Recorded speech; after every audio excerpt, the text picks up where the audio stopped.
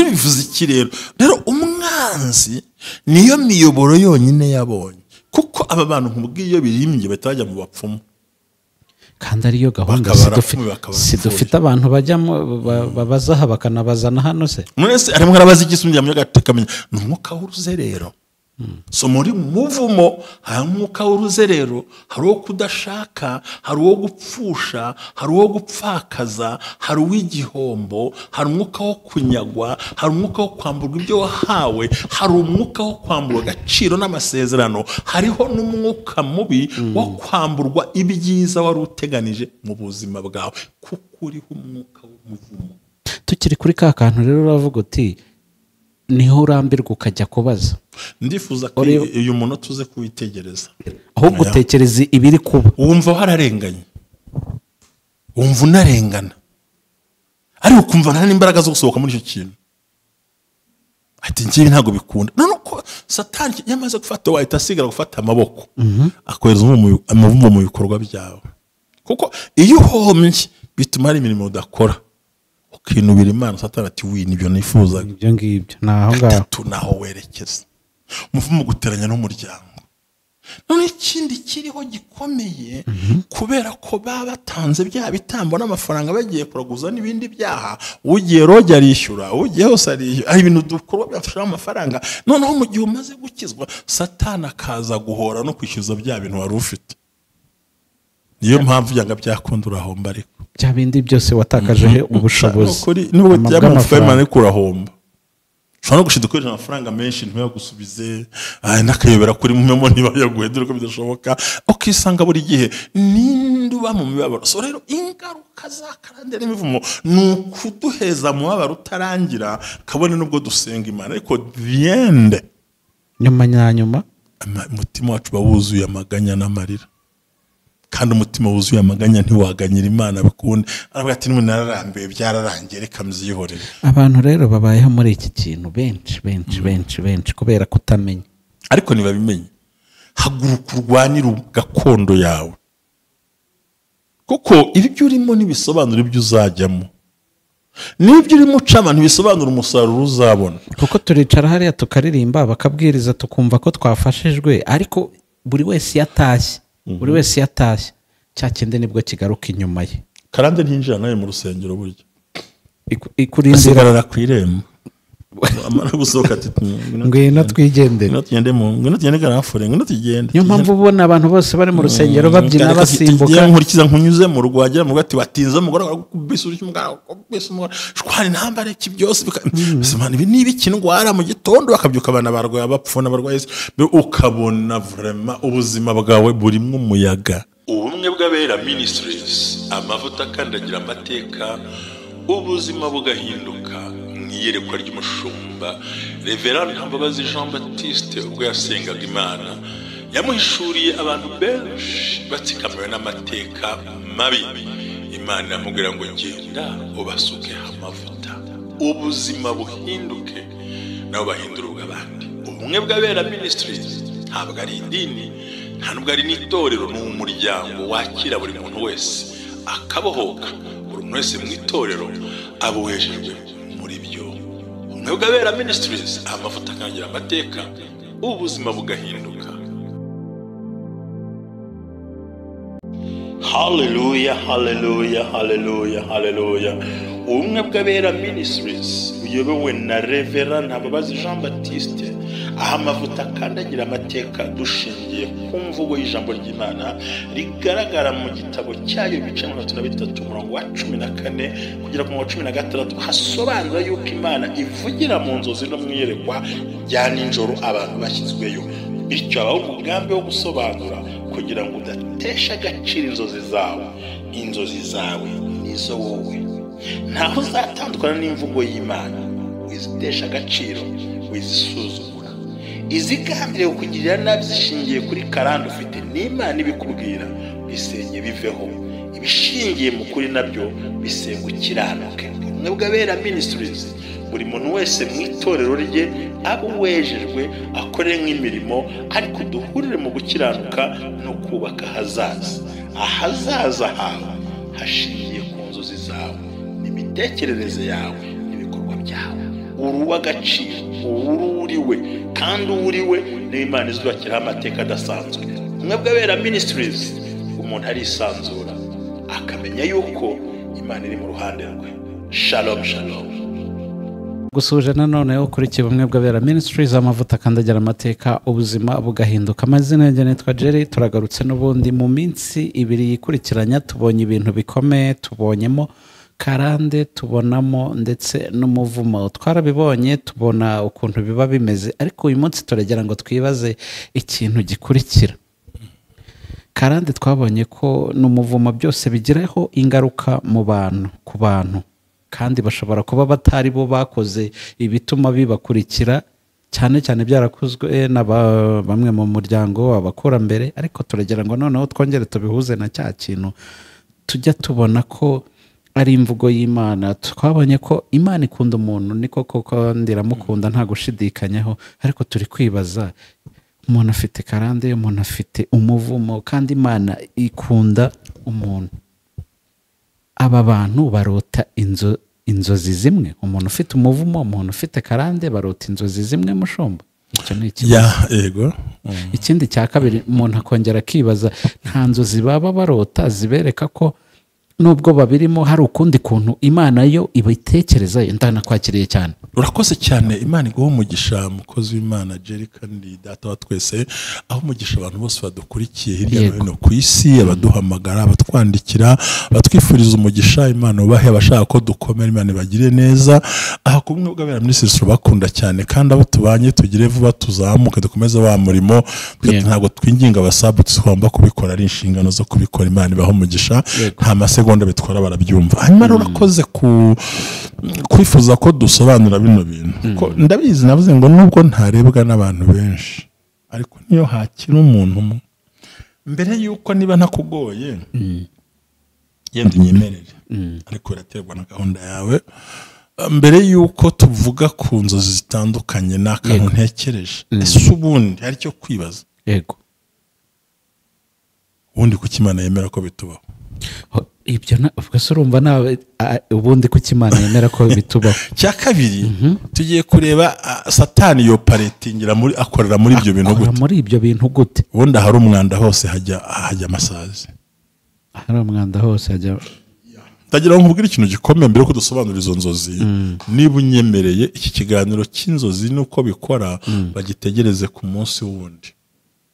Ahubwo uyu mwanya nkubwire ngo Satani, bundi Imana ireka ibyo bintu ikatubaho icyambere. Yego. Kugira ngo ko burya Imana yo ni Imana iri free, itagira ikindi kiboshye, kandi Imana ikanifuza ko dufata imyanzuro yacu twebwe. Yaravuze ngo dore shyize ibi n'ibyiza imbere, hitamo. Ni ukuvuga ngo ntabwo yivanga mu mahitamo wowe wagize. Oya, ntabwo agiye yivanga. Nabanga yari nciye akaguru ngo yari nkwewe umusatsi, jya ntabwo Imana ica amaguru. Kugiye guca amaguru aho yaherera haza. Iyo amahitamo yawe ubundi nizo mbaraga ze. Wari uzi impamvu buriya Imana ishima ko amahitamo y'umuntu abaho? Ego, ntabwo nyazi. Icyo wahisemo unagishyiramo imbaraga. Ariko Imana nubwo itivanga mu mahitamo y'umuntu, irayashyigikira. Ameza irashyigikira, amaburi irwariza. Ngo hitamo icyiza ubone uko ubaho. Amahitamo y'umuntu umuntu ayashyiramo imbaraga. Amahitamo y'umuntu yihanganira intambara zirimo. Amahitamo y'umuntu ategereza amasezerano. Ejo Imana yaravuze ngo gutegereza Imana si ugutakaza igihe. Gutegereza Imana si ugutakaza igihe, si no kudindira. Yego. Sibye ko bibabaza kubigira ngo bitukore. So no kuvuga ngo icyo gihe Satani intego aba afite nyamukuri komeye niyi, nuko abashaka kutubabaza.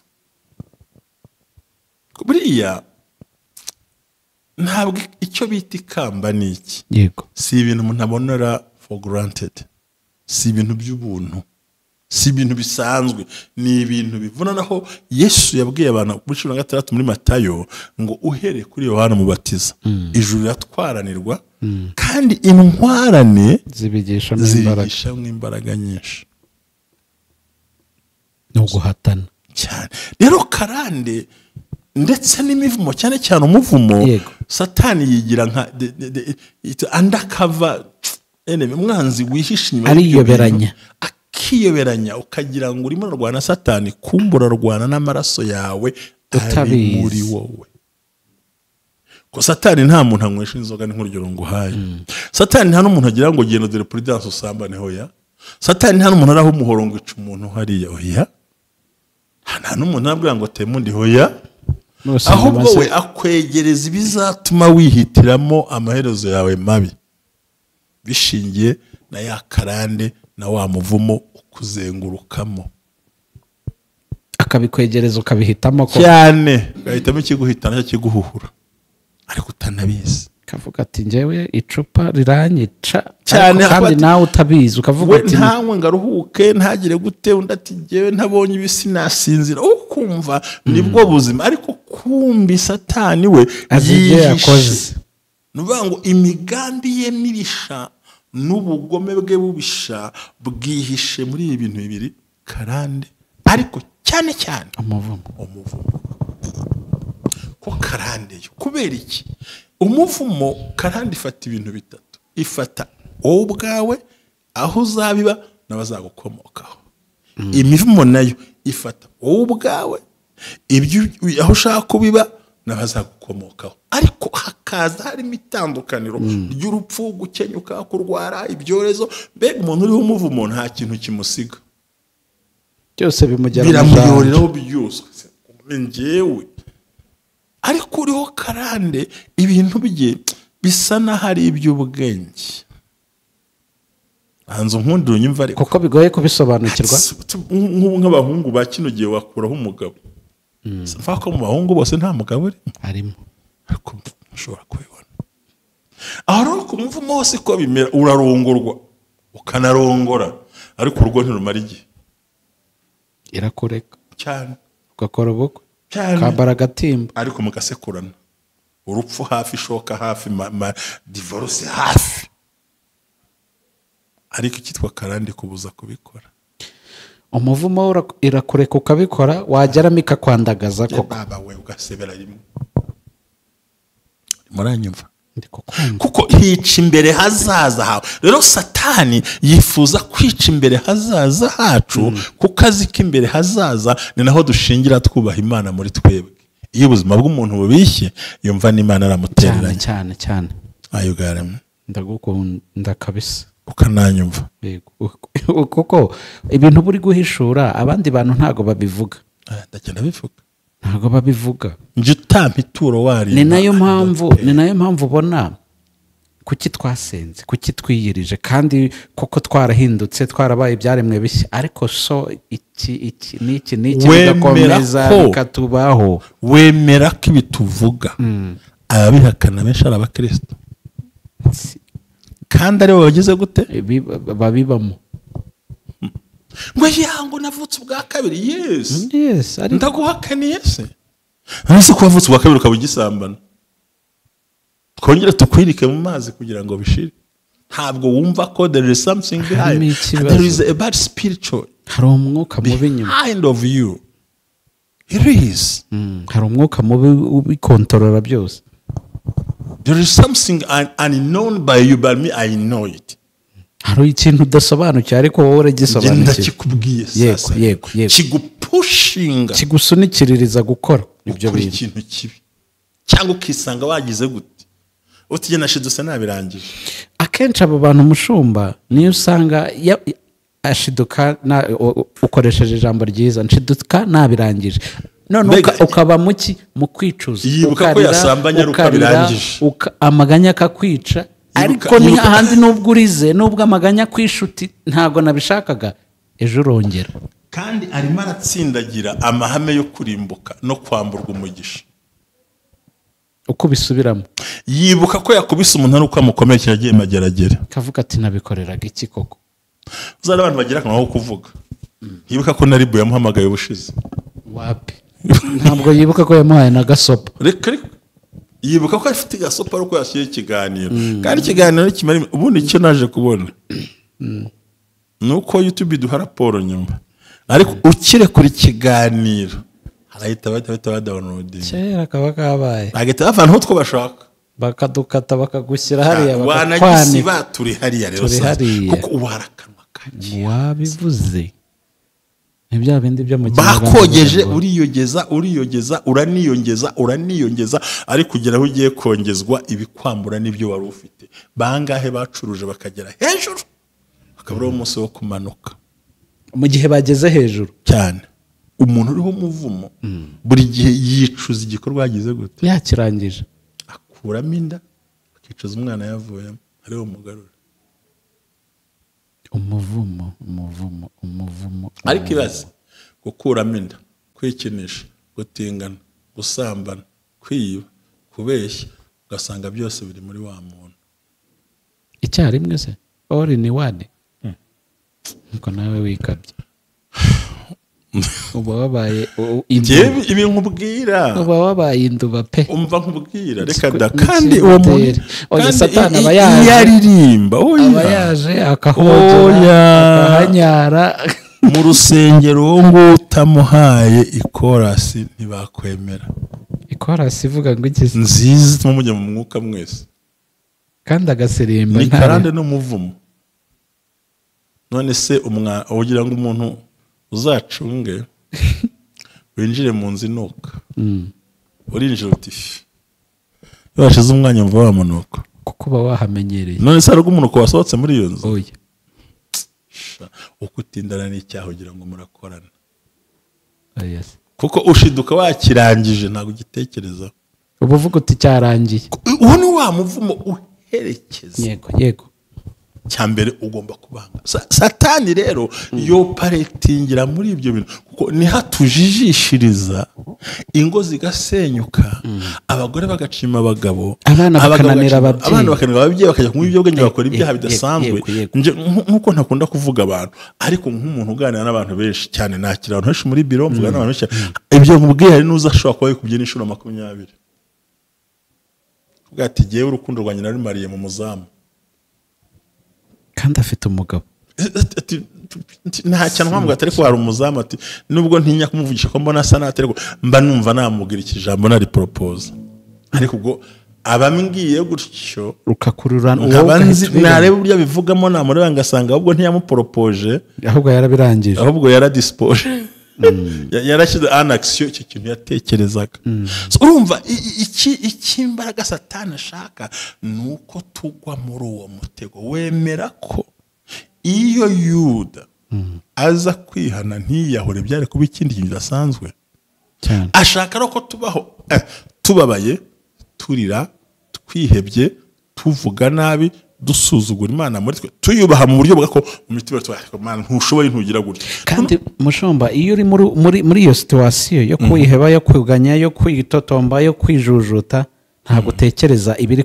ikibitera ahubwo utekereza ibiri kuba wumva hararenganye wumva unarengana ariko kumva nta n'imbaraga zo gusohoka muri icyo kintu ati ngiye ntago bikunda nuko satani yamaze gufata wahita asigara gufata amaboko akohereza umuvumo mu bikorwa byawe kuko iyo uhomye bituma ari imirimo udakora ukinubira Imana satani ati nibyo nifuzaga ibyo ngibyo naho ngaho naho werekeza umuvumo guteranya n'umuryango none ikindi kiriho gikomeye kubera ko batanze bya bitambo n'amafaranga bagiye kuraguza n'ibindi byaha ugiye roge arishyura ugiye hose ari ibintu dukorwa byafasha amafaranga noneho mu gihe umaze gukizwa satani akaza guhora no kwishyuza bya bintu wari ufite niyo mpamvu yanga byakunda urahomba ariko bya bindi byose watakaje ubushobozi nubwo byamafuka Imana kurahomba ushobora gushidukoresha amafaranga menshi ntibagusubize n'akayobera kuri mumemo niba yaguhe dore ko bidashoboka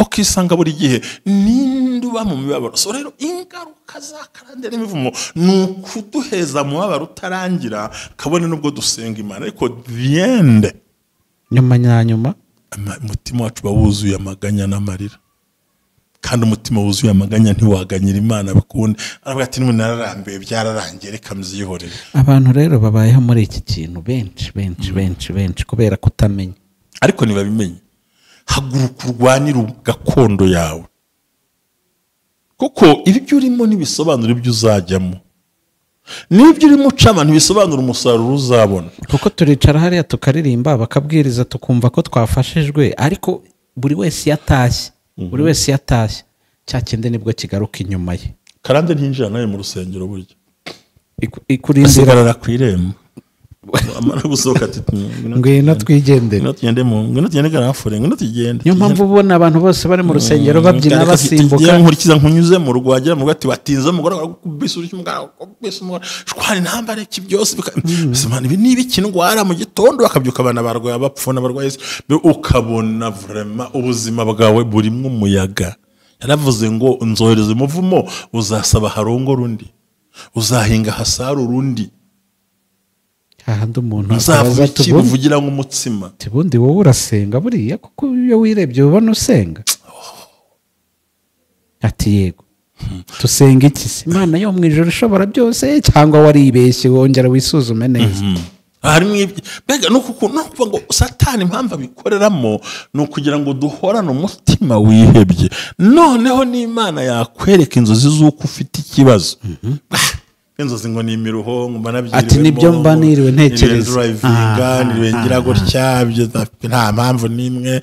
Kandi ikindi nkubwirire gaterega bura pasiteri rero ati ntago ndi jyenyine, ati reba Jerry aguhuru urugero rw'abandi bantu bameze nkawe, azibiri inyuma ariko ntazibiri imbere wawe. Nk'imyaka dukoranye sinza hurara, nahurara nawe ntagera sinajye mu cyumba cy'abasore, ariko ugasanga giye ifata ibintu hejuru kuki atangira ntabwo ari hanyuma ashaka no gukenera gutekereza, ubwo karandi gafunga ati Satani yo muvumo na karandi akenshi yirinda kuguhuza n'abazakugirira akamaro kuko wabahoka. Shakora avuga butumwa akoze b'Imana, Satani agenda gahagarara hagatewe n'umusapota agashingamo ikintu ngo ntubashije, icyapa kinini mu magambo manini kabisa. Yes, aho rero niho hagaragara imbaraga Satani aba akeneye ko tuzapfira mu byaha, mu kwiheba, mu kurakarira Imana no kutaba mu buzima bushima. Umuntu uzasangana muri we ngo Yesu arabizi, kimenya ko umuntu afite ubuzima bwo mu mwuka, apana kuza mwana ngo hari bagaseka bakabyina, abantu bo mu Rwanda baseka ikintu cyose baragiseka. Yego, uri bivuze iki rero umwanzi niyo miyoboro yonyine yabonye, kuko aba bantu nkubwiye iyo birimbye batajya mu bapfumu, kandi ariyo gahunda dufite abantu bajyamo babazaha bakanabazana hano se. Mwese arimo arabaza igisumye mu gatekamenya n'umwuka w'uruzerero. So muri muvumo hari umwuka w'uruzerero, hari uwo kudashaka, hari uwo gupfusha, hari uwo gupfakaza, hari uw'igihombo, hari umwuka wo kunyagwa, hari umwuka wo kwamburwa ibyo wahawe, hari umwuka wo kwamburwa agaciro n'amasezerano, hariho n'umwuka mubi wo kwamburwa ibyiza wari uteganije mu buzima bwawe, kuko uriho umwuka w'umuvumo. Tukiri kuri ka kantu rero uravuga uti niho urambirwa ukajya kubaza. Ndifuza ko uyu muntu tuze kuwitegereza wamakangaye gutya aho ngaho, aka kantu bakumva. Yego, uragira uti iyo uri aho ngaho uba uri mu rusengero ariko ukajya no kuraguza. Uribuka ko mu minsi yashize umubyeyi wanjye yari arwaye, aranagushimira ku bufasha wamuhaye cyane, ajya gukurikira ubumwe bw'abera, aragushimira cyane. Noneho umwe mu bo basengana yambwiye ati se wowe urwara wazaje nkakwereka kwa muganga. Ati se muganga we? Ambwiye ati wowe uzagenda. Aramubwira ati none ikintu cyamubwiye ko ari laba. Yambwiye ati bari abana bawe ntuzabibabwira, wowe uzaze tugende. Ati se atanga umuti umeze gute? Ati nyine arakuvura akagusekurira akaguhunywa n'uwo wisiga. Umubyeyi araza arabimbwira ati ariko yambujije ngo sinzabibabwira. Ese nimba ari kwa muganga kuki adashaka kubivuga? Atari ko nimba udafite n'umwanya ati bawumpa nkawukuzanira. Urumva harimo abantu bari mu nzu y'Imana, aba ni abakorari, ni abantu baririmba muri korari. Ati ngwino mujyane. Ndabizi. Arakuburira. Akibimbwira kuko mba ndi hano ku ishuri mpita mvuga nti ibi bintu ntago bisanzwe. Yirumva n'ikibazo. Ntago bisanzwe. Ino ndwara nk'iriya barya kureba iki?